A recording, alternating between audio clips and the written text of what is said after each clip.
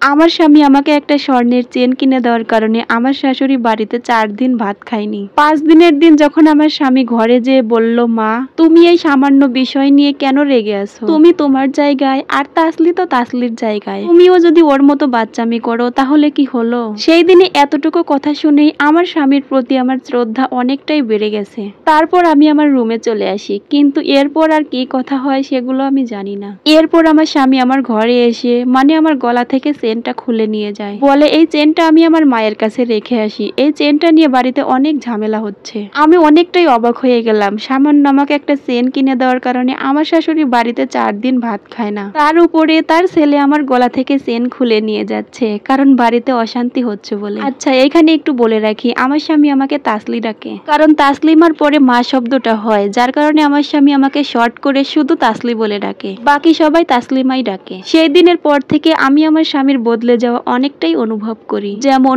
ঘরে এসে আগে আমার সাথে হাসি মুখে কথা বলতো, এখন আর সেটাও বলে না। আগে তো ওর মার ঘরে ও যেত, কিন্তু পরে ঘরে এসে আমার সাথে একটু হলেও হাসি দিয়ে কথা বলতো, এইটাও এখন আর হয় না, কেমন জানি চুপচাপ হয়ে গেছে। শুধুমাত্র প্রয়োজনের সময় আসে, যখন প্রয়োজন শেষ হয় তখন চুপচাপ চলে যায়। নিজেকে হঠাৎ করে একটা পণ্য মনে হতে থাকলো, মনে হলো যে আমি শুধুই তাদের ব্যবহারের জন্য, দিন হলে তার মায়ের সেবার জন্য আর রাত হলে তার মনোরঞ্জনের জন্য। সবকিছু মিলিয়ে আমি অনেক হাঁপিয়ে উঠি। একটা সময় আমি আমার বাবাকে ফোন দিয়ে বলি, বাবা আমি আর পারছি না। আমার বাবা আমাকে বলে, একটু সহ্য করো মা, সংসারে এরকম ছোটখাটো ঝামেলা হতেই থাকে। কিন্তু আমি কাউকে বোঝাতে পারছি না যে আমার মন মানসিকতা কোন দিকে যাচ্ছে। ছোট বোনটার সাথে যখন কথা বলতাম তখন তাকে সবকিছুই বলতাম। ছোট বোন তো সবসময়ই বলতো, আপু তুমি এই সংসারটা ছেড়ে চলে আসো, কিন্তু আমি পারতাম না, কারণ আমার এই স্বামীটার প্রতি অনেক মায়া জন্মে গিয়েছিল। শাশুড়ির অত্যাচার, ননদের অত্যাচার কোনো কিছুই গায়ে লাগতো না, কিন্তু একটা সময় যখন দেখলাম স্বামীর অবহেলা, তখন আর মেনে নিতে পারছিলাম না। হঠাৎ একদিন আমার স্বামী ওয়াশরুমে ছিল,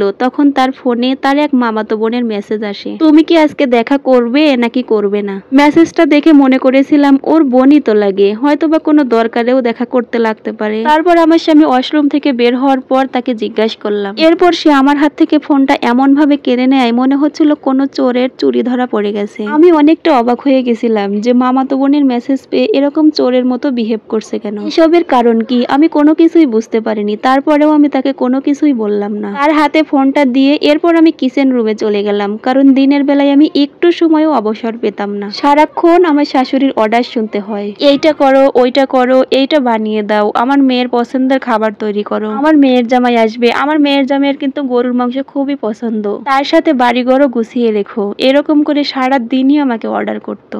যতক্ষণ পর্যন্ত সে সজাগ থাকবে ততক্ষণ আমাকে অর্ডারের উপরেই রাখে।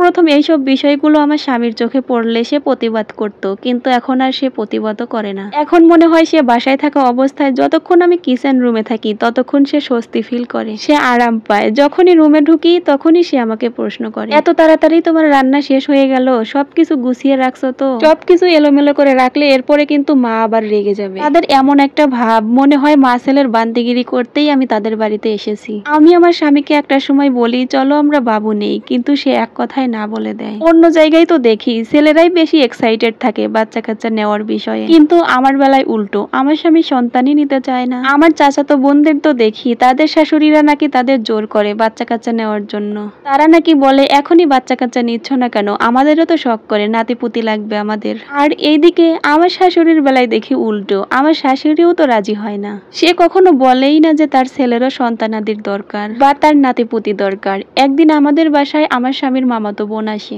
আমার শাশুড়ির ভাইয়ের মেয়ে আসে। মেয়েটা দেখতে শুনতে মাশাআল্লাহ অনেক সুন্দর, মেয়েটার নাম ছিল মিলি। মেয়েটা যখন আমাদের বাড়িতে ঢোকে তখন আমি তার সাথে সুন্দর করে কথা বলি, কিন্তু মিলি আমার সাথে কথাই বলতে চায় না। মামা শ্বশুর, মামি শাশুড়ি সবাই আমার সাথে কথা বলে, কেমন জানি আমাকে এড়িয়ে এড়িয়ে চলছে। আবার আমারই সামনে আমার শাশুড়িকে বলে, ফুপি ভাইয়া কোথায়? তখন বিষয়টা আমার কাছে একটু খটকা লাগে, ভাইয়ের বউকে ভালো লাগে না, অথচ ভাইয়ের খোঁজ নিচ্ছে। আবার একটু পরে মনে হয় হয়তোবা তারা দুজন খুবই ক্লোজ ছিল, ভাই বোন বলে কথা, কারণ আমার ভাইদের সাথে তো আমার এই ধরনের কোনো সম্পর্ক ছিল না, তাই সবার বেলায় পজিটিভ চিন্তা করতাম। সেই দিন রাতের বেলায় আমার মামা শ্বশুর, মামি শাশুড়ি চলে যায়, কিন্তু আমাদের বাড়িতে থেকে যায় তার মেয়ে। সেই দিনই রাতে আমার স্বামী ঘরে আসে হাত ভর্তি বাজার নিয়ে, সাথে দেখি অনেকগুলো শুকনো খাবার দাবারও আছে। সেগুলো দেখে আমি অনেকটাই অবাক হয়েছিলাম, কারণ আমার জন্য সে কোনোদিনও হাতে করে একটা চকলেটও নিয়ে আসতো না, যা আনা হতো সেগুলো ঘরের কারণে জন্যই, কিন্তু সেদিন তার হাতে অনেকগুলো চকলেট দেখে ভেবেছিলাম হয়তোবা সেগুলো আমার জন্যই এনেছে,